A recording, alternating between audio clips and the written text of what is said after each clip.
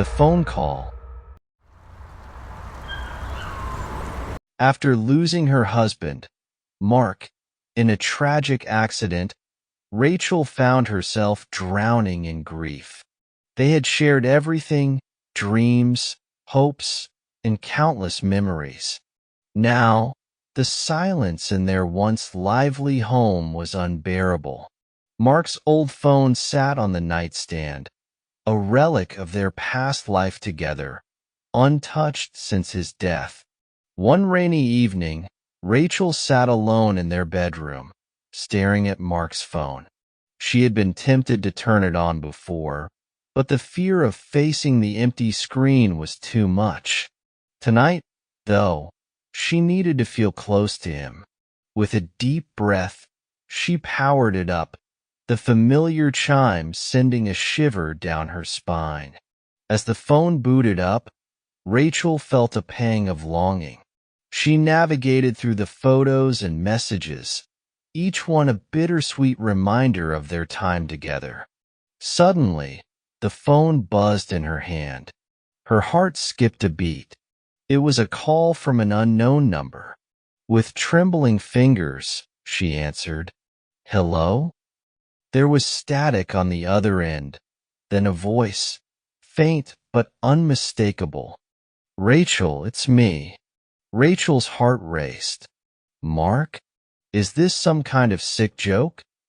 The voice grew clearer, filled with the warmth she remembered. "It's me, Rachel. I don't have much time. I need your help." Tears streamed down Rachel's face. "Mark, I don't understand. How is this possible?" "I'm stuck, Rachel. It's dark, and I can't find my way out. Please help me." The call ended abruptly, leaving Rachel in stunned silence. She spent the rest of the night wide awake, clutching the phone, desperate for another call. The next day, Rachel confided in her best friend, Laura, who was skeptical but supportive. "It's probably just a prank, Rachel. You need to focus on healing." But Rachel couldn't shake the feeling that it was really Mark. That night, she received another call. "Rachel, please. You have to find the old oak tree in the park. Dig there." "Mark, why? What's there?" "Trust me," Mark's voice pleaded. "I need you to do this." Determined to uncover the truth, Rachel drove to the park the next morning.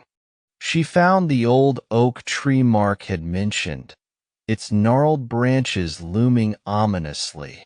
With a shovel she had brought from home, she began to dig at the base of the tree. After hours of digging, she hit something solid. It was a small, rusted box. Rachel pried it open, revealing a collection of old photographs and a journal, Mark's journal. She flipped through the pages, her eyes widening as she read his words. "I found something dark, something evil. It's following me. If anything happens to me, this is why." Chills ran down Rachel's spine. She realized that Mark had been investigating a series of disappearances in their town, something he had never told her about. The journal detailed his findings, leading to a chilling conclusion. Mark believed he had been cursed by something he uncovered. That night, Rachel received another call. "Rachel, did you find it?"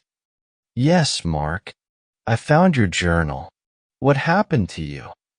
"There's no time to explain. You need to burn the journal and the photos. It's the only way to break the curse." Rachel hesitated.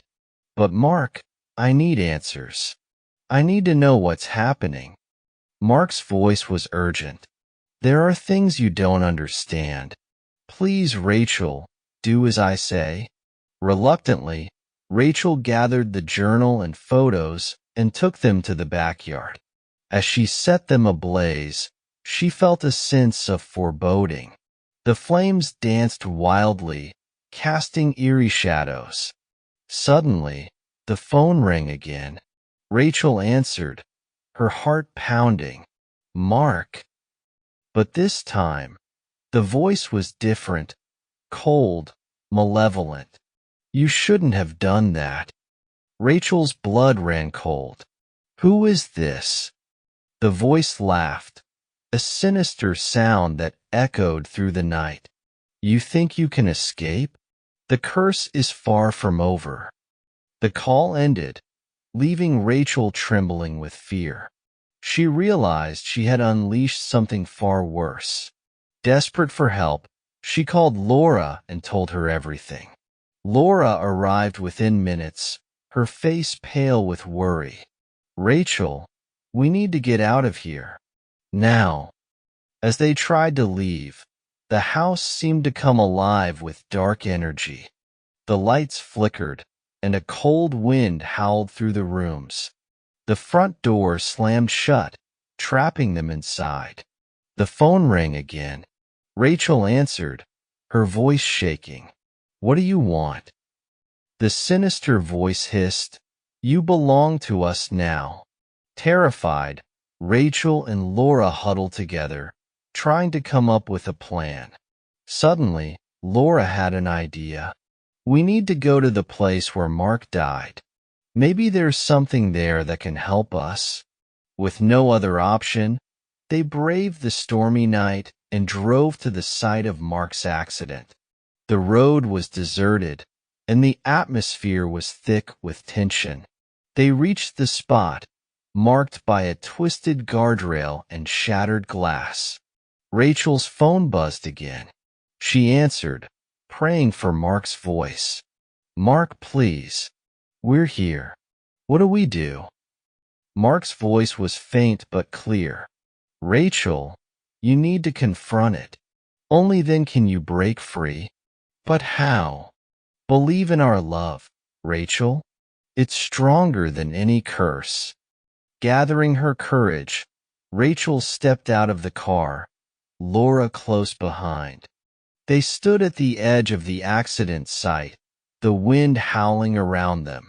Rachel closed her eyes and spoke from her heart. Mark, I love you. Our love is stronger than this darkness. I won't let it take us.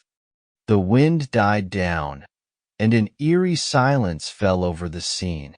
Rachel felt a warmth envelop her, a comforting presence she knew was Mark's.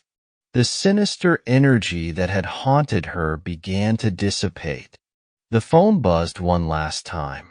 Rachel answered, tears streaming down her face. Mark. Rachel, you did it. You set me free.